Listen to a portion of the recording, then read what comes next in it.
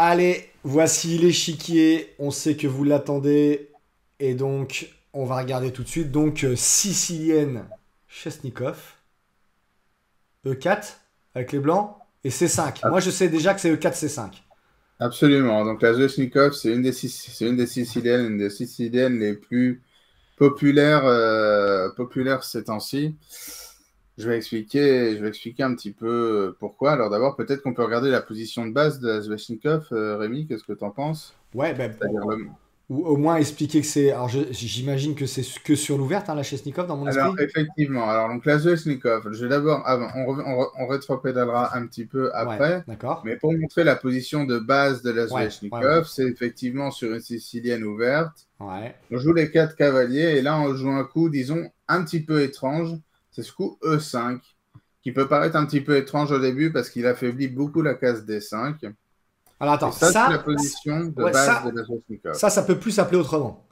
Ça peut plus s'appeler autrement. Ok. E5, avant E5, ça s'appelle pas la Zvechnikov.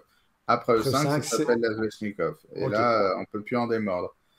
Ok, donc c'est les Euh, noirs qui choisissent de la jouer alors que les blancs, eux, choisissent de jouer une sicilienne ouverte. Les blancs viennent ouvertes classiques, et puis comme souvent avec les blancs, on attend de voir quelle ouverture va choisir l'adversaire. Ouais.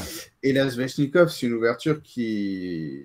Alors, les grands principes, que sont-ils? Ouais. C'est-à-dire que d'abord, le cavalier, le coup critique ici, c'est l'aller avec le cavalier en B5. Ce qui fait que souvent, ensuite, on va bloquer comme ça l'accès à la case D6. Et puis, on va jouer à 6, on va envoyer valdinguer le cavalier sur la droite. Donc, quel va être le grand principe? C'est qu'avec E5, on va donner la case D5, qui est quand même un sacrifice colossal. Mais en échange de ça, on va avoir une initiative absolument fabuleuse. On va bloquer la case D6, puis on va faire A6, B5. Attends, Romain, tu peux montrer A6 et B5 parce que quand tu le dis, ça va vite, mais Alors, peut-être pour ceux qui nous regardent. comme je disais, le cavalier ici doit aller en B5. En fait, si le cavalier ne va pas en B5, on va très très vite s'activer avec le fou. On va directement poser des problèmes ici. Donc la grande variante, ce que joué dans 80, peut-être pas 99% des parties, mais presque, Ouais. c'est le cavalier ici qui vise à faire échec et à prendre la paire de fou. Et ça, on n'a pas envie de laisser faire. Ok. Donc avec les noirs, on joue D6. Là, il y a plusieurs coups possibles pour les blancs, comme vous verrez, mais l'idée des noirs dans cette position, Ouais. c'est de faire A6, de Ouais. forcer le cavalier à la A3 et de faire B5 et de dominer les cavaliers en menaçant au passage une petite fourchette. Ok. Donc, avec le coup E5, voilà, on sacrifie entre guillemets la case D5, même si c'est pas du matériel, on peut quand même parler de sacrifice parce que la case D5 c'est quand même quelque chose d'important. Mais en échange de ça, on va obtenir une certaine initiative, on va obtenir le fait que nous on va jouer des coups de pion assez naturels, tu vois, D6, A6, B5 comme on vient de voir, qui Ouais. prennent de l'espace. Et pendant ce temps-là, les blancs sont en vadrouille avec leur cavalier qui part de là, qui sera venu là, puis là, puis là, puis là, puis ensuite devra essayer de se recentrer. Ok. Et c'est comme ça qu'on va compenser, entre guillemets, la faiblesse de la case D5. Ok. C'est-à-dire qu'en fait, dans les autres siciliennes, habituellement, on va pas jouer le pion de E7 à E5 aussitôt. Parce que ce fameux trou là, attends, je vais essayer de faire une couleur différente. Dis-moi si tu vois la couleur différente là, c'est bien là, hein. La Ouais, là, couleur en la couleur bleue. D5, voilà. Cette case-là, elle est trop importante, on la donne au blanc. Donc c'est ça que tu appelles un sacrifice. C'est-à-dire qu'en gros, tu dis, C'est un sacrifice positionnel. ouais, C'est un c'est-à-dire que sacrifice positionnel. je te laisse une super case avec les blancs, mais en contrepartie, moi, je vais avoir une forme de dynamisme. C'est ça que je comprends ou pas? Voilà, c'est ça. On fait un sacrifice positionnel qui est celui de la case D5, en échange de quoi on obtient du dynamisme, Ok, effectivement, comme d'accord. tu dis. Alors après, pour ceux qui ne connaissent pas trop, on va revenir un tout petit peu en arrière pour regarder avant, mais moi je veux bien qu'on reste 2 secondes quand même sur cette Chesnikov. On va aller dans le détail après, hein, j'imagine, mais les Bien sûr. pièces, là, on a 4 pièces mineures. C'est ce genre d'ouverture avec les noirs. Il faut qu'on essaye d'échanger des pièces mineures de notre côté pour avoir un peu plus d'espace. Est-ce qu'il y a des grands principes autour des pièces mineures? Alors, il y a les mêmes règles que d'habitude Ouais, qui s'appliquent. Par exemple, là, on a les pions centraux sur case noire. ouais, Donc, ça, c'est notre mauvais fou, par exemple. ouais, ouais. Ça, c'est notre bon fou. Il est important aussi pour le contrôle de la case D5. Donc, par exemple, on ne voudrait pas échanger ce fou-là contre ce fou-là. puisque Attends, on ne veut pas. Hein, c'est ça que tu as dit, on ne veut pas. on ne veut pas, parce que Ok. nos pions sont sur case noire, on a besoin de ce fou pour le contrôle des cases blanches. Ouais, ok, c'est clair. En revanche, alors ce fou-là contre ce fou-là, on veut bien si le cavalier est déjà parti, on va pas donner le pion D6. Oui. Pour l'instant, le fou est quand même bien pratique, il défend le pion, Ouais. mais ça reste notre mauvais fou. Ok. Ça reste notre mauvais fou.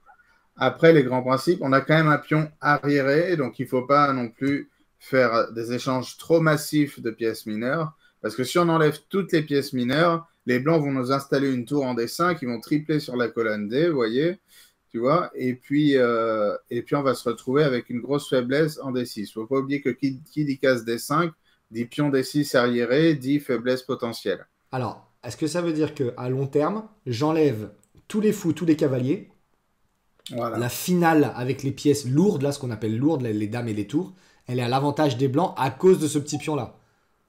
Exactement, Ok. sauf si on arrive à vraiment dynamiser avec F5, ramener le roi rapidement, faire des choses comme ça. Ouais. Mais en fait, il s'applique ici le même principe que dans n'importe quelle position de pion isolé, Ouais. y compris dans d'autres ouvertures, n'importe quelle position de pion isolé.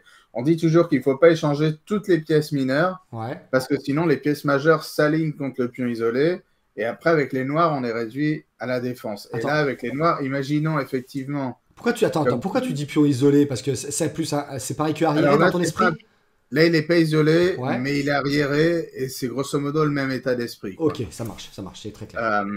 Et donc là, si tu veux, effectivement, imaginons une Ouais. position où on enlève toutes les pièces mineures. Ouais. On enlève toutes les pièces mineures de l'échiquier. Est-ce qu'on a envie de se retrouver avec une tour blanche en D5? Alors, je ne sais pas comment on fait une autre couleur. Voilà, une tour blanche en D5, Ouais. la dame en D3 et l'autre L'autre tour, tour ouais, l'autre en tour. D1. Et tu vas Et taper, puis quoi. nous, de devoir mettre nos tours ici et notre dame ici pour essayer de ne pas perdre le pion D6 et s'accrocher à la vie et à la mort. Non, c'est pas ce qu'on veut. D'accord. C'est pas ce qu'on veut. Donc il faut faire attention aux échanges de Ok. pièces mineures. Et puis comme je le disais, comme on va essayer de propulser ce cavalier sur A3, on a quand même un dynamisme, on a plutôt intérêt à ce que les blancs patinent pour ramener leurs pièces, pour recentraliser leurs pièces, Ok. plutôt que de les échanger. Ok, ça c'est clair. Dans la Chesnikov côté noir, on fait souvent petit roc? Ou On est-ce fait que. petit rock, vraiment. Alors, on fait jamais grand rock. Ouais. Alors, il faut vraiment que ça soit une Ouais. exception. Ouais, ok. Je dis pas que ça peut pas arriver, mais je sais même pas si j'en ai déjà vu, quoi. Ok. Par contre, ce qui arrive, c'est qu'on ne rock pas. D'accord. Ce qui arrive, c'est qu'on ne rock pas parce qu'on va avoir des positions très déséquilibrées avec des structures de pions un peu inhabituelles et parfois le roi reste au centre ou reste même en F8, mais on a la paire de fous et on va avoir des variantes comme ça où les noirs ne rock pas et le roi est D'accord. très en sécurité au centre, mais c'est seulement dans certaines variantes en particulier et notamment dans le premier chapitre qu'on va faire. Ouais. On va voir que des fois, les noirs ne rock pas. Mais en tout cas, le grand rock, effectivement, là, on voit déjà la GG. colonne C est dégarnie. Grand rock, c'est quelque chose qui, en général, n'est pas du tout d'actualité dans la Zvechnikov. Ok. Me vient des questions. Tout à l'heure, pour ceux qui commencent les échecs, tu as dit le cavalier va en B5 et il menace de prendre la paire de fous. Est-ce que tu peux juste montrer pourquoi? Et tu as dit il faut qu'on joue des 6 à ce moment-là. Si on jouait pas des 6, Alors, qu'est-ce qui se passe en fait? admettons qu'on se précipite et qu'on joue d'abord à 6 Ouais, en se disant je vais envoyer le cavalier sur A3, ce qui permettrait même fou prend A3 si on veut pour détruire la structure. Évidemment, là, le cavalier blanc viendrait sur D6 et on perdrait la paire de fous. En plus, on peut plus roquer. Alors, on peut jouer un coup comme ça pour échanger les dames, mais là, on se retrouverait dans une finale très inférieure puisque les blancs jouiraient de la paire de fous. Il n'y aurait pas de cavalier en A3. donc Les on blancs laisse auraient la pas, paire de on fous laisse pour pas rien le, du tout. ouais, on laisse pas le cavalier arriver sur des 6 comme ça. Exactement. D'accord, ok, j'ai compris. Exactement. Donc d'abord des 6 avant de chasser, quoi. Ça c'est un principe.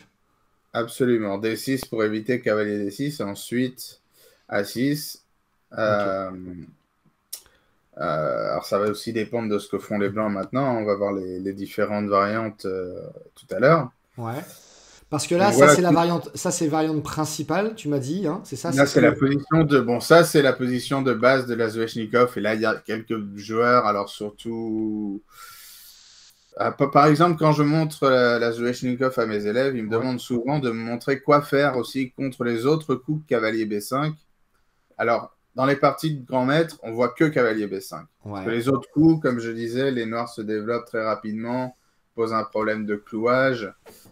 C'est très bien pour les noirs, mais c'est vrai que mes élèves, quand j'ai des élèves d'un niveau un peu plus modeste, ils me disent, moi, dans mes parties, mon adversaire, il me fait pas cavalier B5, il me fait cavalier B3, il me fait cavalier E2. Ouais, au cavalier F3 même Je qui sais pas. revient. Moi, j'ai déjà vu Où il cavalier revient, oui, F3, ou cavalier cavalier F5 F3, c'est des coups. Alors, on regardera ça à à la la fin fin. parce que D'accord. tu verras que c'est du rapide. C'est du rapide, c'est vraiment, il faut juste savoir comment sortir ses pièces. Et les noirs ont tout de suite une bonne position. Pas forcément l'avantage de partout, mais une position confortable, quoi. Ouais, il y Donc, a c'est pas. vraiment quand même sur cavalier B5 qu'on doit se concentrer. Voilà, on n'a pas peur s'il joue autre chose que cavalier B5. Juste, il faut quand même savoir quoi faire et on le verra à la fin du pack. C'est ça, Ok, c'est ça. nickel. Est-ce qu'on peut juste revenir un tout petit peu en arrière? Parce que là, on a dit ça, c'est la Chesnikov. Et en gros, si on revient là, on est d'accord que c'est ouvert. Parce qu'on Donc, a déjà vu des Siciliennes fermées où on n'ouvre pas avec des 4. Ça, on a déjà eu des alors, packs comme ça. évidemment, alors il y a plein de. Là, contre la sicilienne, il y a plein d'options. Il n'y a pas que la sicilienne ouverte. Déjà, il n'y a pas que le coup cavalier F3. Ouais, Puis effectivement, comme tu dis, il y a la sicilienne fermée ouais, avec C3G3. Il y a la sicilienne Grand Prix où on met le fou en C4, on ouais, essaie d'attaquer comme ça. ouais. Il y a la sicilienne à la pine. Il y a le Gambimora où on joue Ouais, D4, puis on prend ensuite C3. Effectivement, il y a même B3 ici qui existe. Je veux dire, il y a plein de, il y a plein de coups possibles. Ou Dame D3 que je viens de ouais. jouer sans faire exprès. Mais Ça pourquoi existe pas, tu aussi, ouais, vois? ouais, Là, on va pas comme bon, c'est un pack sur la Zvechnikov, donc là on ouais. va se concentrer sur la Zvechnikov, mais effectivement, bon, c'est comme si tu me disais, oui, mais d'accord, je joue la Zvechnikov, mais qu'est-ce qui se passe si mon adversaire joue D4 au premier coup? Oui. Et Donc là, là, j'ai en envie de dire, gros, il vous, faut compléter avec un autre pack vidéo. voilà, c'est-à-dire que vous, quand vous dites je joue à Chesnikov, c'est que c'est ce que vous jouez sur les Siciliennes ouvertes. C'est ça qu'il faut comprendre. Exactement, Parce que la exactement, Sicilienne ouverte, c'est cavalier F3 et D4. Hein, je dis c'est pas de ça, bêtises, hein, c'est bien ça, cavalier c'est F3. ça. Toi, tu joues cavalier C6. Donc, c'est ce qui est indispensable Ouais, si on veut jouer une Zvechnikov. Parce que les autres couvrent pas. Ouais, tu vois, on veut jouer avec KSC6, KF6, E5. Alors ouais. KF6 ici existe, mais c'est un peu bancal. On peut pas jouer E5 parce que c'est en prise. Donc on n'a pas le luxe. Dans certaines siciliennes, on a le luxe de pouvoir soit commencer par E6, soit par KSC6. Là, on n'a pas ce luxe-là. On doit commencer par cavalier C6. Ouais, c'est ça. Ce qui laisse ici d'autres options aux blancs qui peuvent encore une fois faire soit une alapine différée, c'est-à-dire Ouais, C3 comme au coup d'avant, mais au troisième coup. Soit quelque chose qu'on voit vraiment plus souvent, c'est la Rossolimo. ouais, non. C'est quelque chose qu'on ne verra pas dans ce pack parce que Ouais, c'est un pack sur la Svechnikov. ouais, Mais pour te dire la vérité, pourquoi on voit de plus en plus de Rossolimo et presque que des Rossolimo à très haut niveau? ouais. Tout Parce que simplement parce que la vérité, c'est que la Svechnikov, c'est une potion magique. ouais, C'est une potion magique et je vais te dire pourquoi. C'est que, bon, alors, il y a d'autres Siciliennes qui sont bonnes, comme la Najdorf, par ouais, exemple. ouais. Mais la Najdorf, il faut se rappeler de 30 coups de théorie tout le temps, parfois pour juste faire nul, pour pas se faire mater tout de suite. Et les Noirs sont un peu à la torture, il suffit qu'ils se rappellent pas d'un truc et ils perdent. Et donc les Blancs n'ont pas peur de jouer contre la Dragon, Najdorf? contre la Dragon non plus d'ailleurs, mais contre la Najdorf, parce que ce sont des Siciliennes Hyper pointu, extrêmement quoi. risquées Ouais, et souvent ils ont des préparations jusqu'au 30e coup. Et alors certes, leur analyse à la maison, elle se termine par égal, mais il faut que l'adversaire trouve un nombre de coups absolument phénoménal. Donc c'est pas ça qui a fait arrêter, qui a fait que les joueurs se sont mis à fou B5, c'est la Zvechnikov. La Zvechnikov, quand Magnus s'est mis à jouer ça dans son match, c'était son match contre Caruana, hein, si je ne me trompe pas. ouais. Il s'est mis à jouer la Zvechnikov, une ouverture, alors que ça a toujours été populaire, mais il l'a Ouais, encore complètement plus remis. ouais, au goût du jour, quoi. Il l'a remis au goût du jour et en plus, il a prouvé énormément de choses. C'est-à-dire qu'il a joué la Zvechnikov et il répétait même des variantes qui étaient douteuses. Il se retrouvait moins bien dans les parties, parfois, ou en tout cas, l'adversaire, pas moins, ou alors il se retrouvait pas moins bien, mais il y avait l'ordinateur montrait quelque chose pour les Blancs et donnait l'avantage. Et Magnus rentrait quand même dedans parce qu'il voulait faire mentir l'ordinateur et il prouvait en fait que l'ordinateur, par Ouais, exemple, pas mettait bien compris, avantage blanc quoi. parce qu'il allait chercher un petit pion par-ci par-là et Ouais, en échange, il avait une initiative d'en faire. Et du coup, ça a donné envie à tout le monde parce que ça a montré quoi déjà quand Magnus Carlsen répète tout un match de championnat du monde, la même ouverture, Ouais, c'est qu'il l'a bien travaillé à la maison. vous pouvez mettre un label certifié, c'est qu'il n'y a pas de réfutation déjà. Deuxième avantage, si ça tourne pas très bien, il reste quand même, ça reste. Alors, solide, c'est je vais utiliser le terme bordélique, ça reste bordélique, c'est-à-dire qu'on a toujours des chances.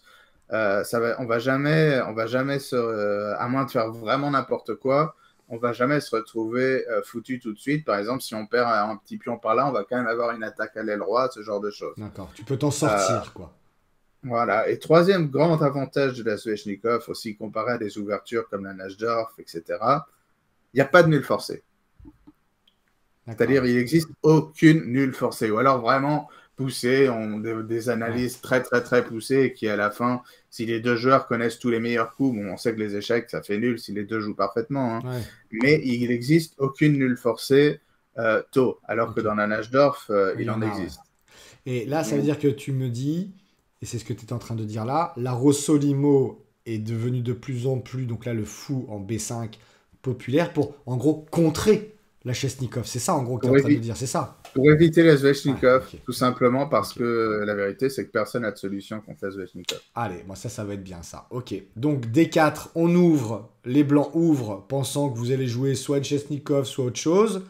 Et là, il y a plein de trucs aussi. Moi, je sais qu'il y a E5 tout de suite, mais c'est encore autre chose. Alors, E5, c'est une espèce de... Ça ressemble un peu à la Svechnikov, et ça s'appelle la Kalachnikov. Ouais. Ça peut transposer.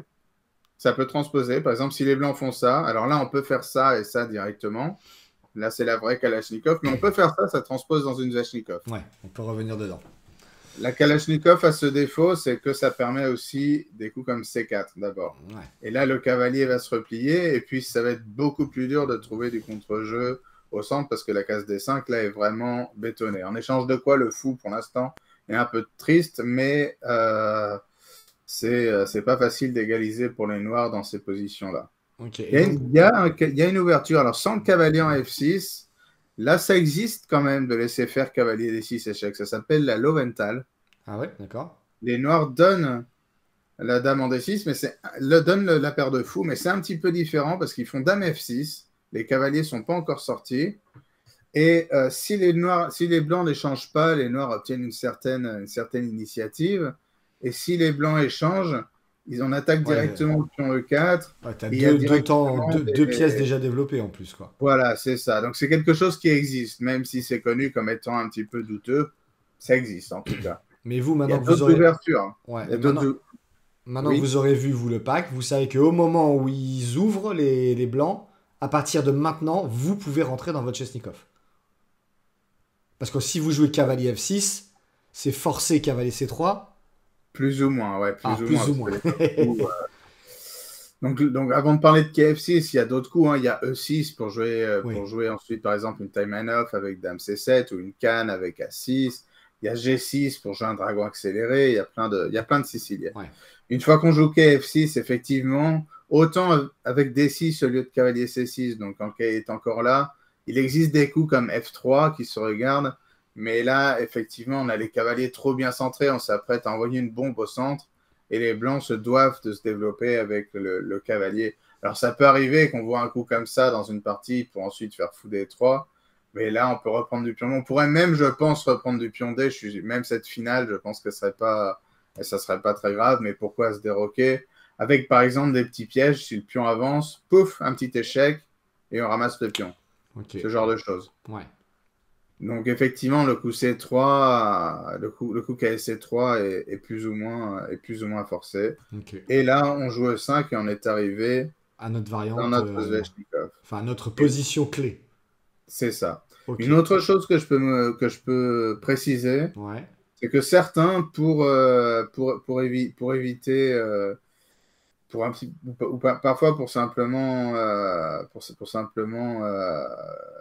semer un petit peu la confusion, certains avant d'ouvrir font KSC3.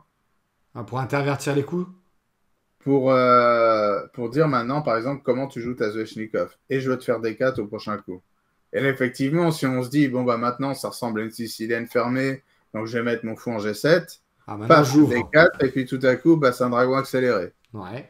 Et D'accord. ça, c'est pas ce qu'on voulait. Ouais. Alors après, si vous aimez aussi le dragon accéléré, rien ne vous empêche de faire. Il y a Sébastien Mazet qui a fait un super pack sur le dragon accéléré. Le coup que font souvent les joueurs de Zvechnikov ici, c'est E5. Ils bloquent simplement. Alors là, ils donnent, c'est encore une fois, on donne complètement la case D5. Mais on a bloqué D4. C'est un coup qu'on se permet aussi parce que le cavalier est là, donc ça évite de tout de suite se faire plomber au centre avec C3 puis D4. Ouais. On va sortir ces pièces et finalement on va se rendre compte qu'on a donné la case D5, mais on est très très solide et on a un jeu de pièces. On a un jeu de pièces très très solide. C'est ce qu'on voit le plus souvent de la part des joueurs de Sveshnikov parce qu'on ne peut pas se permettre un autre coup en fait. Si on joue, même si on joue ça, voilà, pareil, il n'y a plus de Sveshnikov, quoi. Oui, tu peux pas rejouer, tu peux pas réintervertir à moins que les blancs soient très gentils, quoi. Bah non, c'est-à-dire que si on fait E5, maintenant le cavalier il va pas venir là, il va venir, il peut déjà sans doute aller en F5 peut-être, ça peut être très embêtant, mais il peut aussi aller ailleurs parce que maintenant il y a plus de fou B4, donc Ouais. là c'est plus du tout la même C'est histoire. plus la même histoire. Ok, très clair. Peut-être remettre la position de base là quand le cavalier part enfin ou quand on a joué 5 peut-être. Donc voilà, donc là on arrive dans la position de base de la Zveshnikov. Donc on a dit les petits coups, on les traite à la fin. Oui, Et il y a plusieurs grandes variantes. Mais c'est après, c'est une fois qu'on a joué cavalier B5 d'abord. Hein. c'est ça. Cavalier B5, D6. Et Donc est-ce que je cite les grandes variantes on maintenant? peut ouais, au moins dire comment tu as découpé et comme ça on saura comment on Alors va faire en fait. comment j'ai découpé? Ici le grand coup c'est fou G5. On commencera par fou G5. Ok, Les blancs jouent A6, puis B5. Et là, il y a deux coups possibles pour les blancs qui doivent éviter cette fourchette, évidemment. ouais, Il y a la variante très dynamique, c'est de prendre en F6. Là, on prend du pion G. ouais, C'est pas bon de prendre du pion de la dame, parce ouais. qu'après cavalier D5, dame D8, fou prend B5, on se fait démolir. Bon, mais ça, Et là, je pense que tu vas le montrer dans le chapitre. c'est ça. Et on peut pas Ok, se permettre dame A5. On se dit que dame A5 échec, super, j'attaque le cavalier, sauf mais il qu'on revient n'attaque quoi. rien du tout, parce que sur dame prend cavalier, il y a une fourchette. Ah oui, Et la là, vache, c'est là, on se génial. fait démolir. Donc, ça, Démolir, c'est ok. quelque chose que n'importe Erreur, quel joueur. Comment? erreur à ne pas faire. Erreur à ne pas faire. Donc, ça, c'est quelque chose que n'importe quel joueur de Sveshnikov connaît. Il faut reprendre du pion G. Ici, maintenant, le cavalier vient en D5. Et ça va être la première grande partie. Ici, on réagit au centre avec F5. On en profite en même temps pour dédoubler les pions. Ça va être ça va être le premier Grand chapitre. chapitre, ouais, ok. Il y aura plusieurs sous-chapitres, mais ça va être la première partie de ce pack. Ouais. Et Les la autres, première chose qu'on peut dire, c'est que si on observe la position, les blancs ont un cavalier en D5, on a des pions doublés, la colonne G dégarnie. Qu'est-ce qu'on a en échange de ça? On a une rupture au centre avec F5, on a la paire de fous, on a le cavalier A3 au bord. Et donc, ça va vraiment être une lutte de dynamisme. Vous allez voir que dans la Zveshnikov, très souvent, on va sacrifier un pion, voire deux, pour avoir des fois une attaque à l'aile dame jouée contre ce cavalier qui est aux fraises, ce genre de choses. Ça ok. sera le premier chapitre. Ok, très clair. Le deuxième chapitre, ça sera aussi avec fou G5, mais au lieu de prendre en F6, les blancs la jouent positionnelle et viennent directement avec le cavalier en D5. On Ah, ne et peut pas échanger tu à peux pas cause du prendre, fou. sinon tu perds la dame.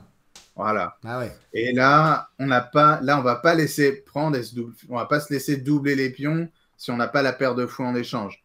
Donc là, on va faire ça.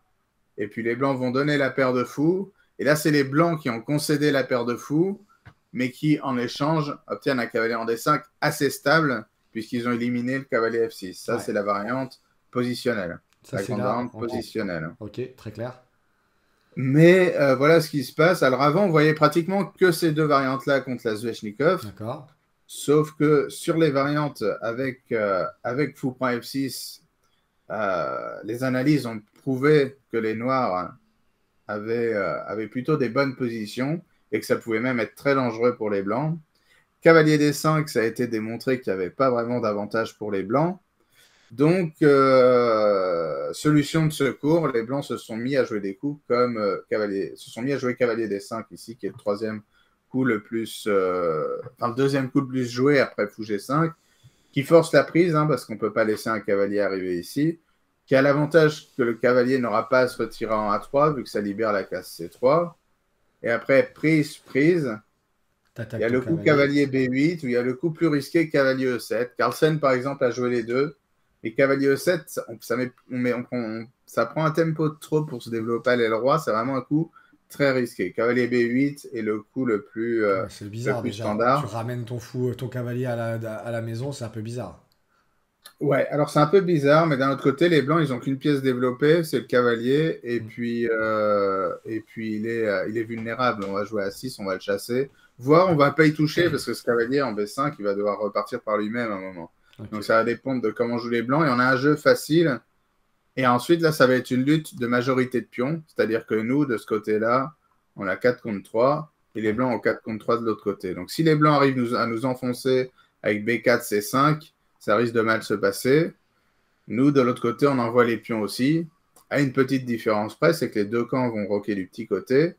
Les blancs, eux, font une attaque positionnelle. Nous, on attaque directement sur le Sur le roi. roi, ouais, ok. Alors, inutile de dire que si ça passe pour les blancs, ils vont avoir l'avantage, mais si ça passe côté noir, c'est un carnage. D'accord, ça marche. Voilà. Ok, et puis après, les petits coups, le cavalier va pas en B5, on a Voilà. dit, et les autres petits coups. C'est En ça en quatrième partie, on regardera les petits coups KB3, ce genre de choses. le On plan du regardera à la roc. fin pour conclure que vous sachiez comment sortir, comment jouer contre ces petits coups qui sont pas dangereux. Ok, parfait. Est-ce qu'il y a des autres trucs à dire dans les grands principes avant d'aller dans cette première grande variante avec le fou en G5? Est-ce qu'on a dit sur la structure, on a parlé de la structure de pion, on a parlé des pièces mineures, on a parlé des petits rocs, on garde Non, souvent les dames. non, je pense qu'on a fait le tour et puis on va certains principes, on va les découvrir Au fur et à mesure, au fur et à mesure. Ça sera plus parlant plus concret. avec une position sur l'échiquier. Yes. C'est très clair. Moi, j'ai hâte de voir les variantes avec toi, Romain. J'espère que vous aussi. En tout cas, vous voyez ce qu'est la Chesnikov. On va donc maintenant plonger dans, j'ai compris, Fou G5 on commençait, hein, c'est ça? Ouais, fou G5 et fou point F6. Fou G5 et Fou prend F6 tout de suite. Là, il y a quelque part un chapitre. Vous cliquez, vous avez l'habitude. On se retrouve avec le grand maître international Romain Edouard tout de suite.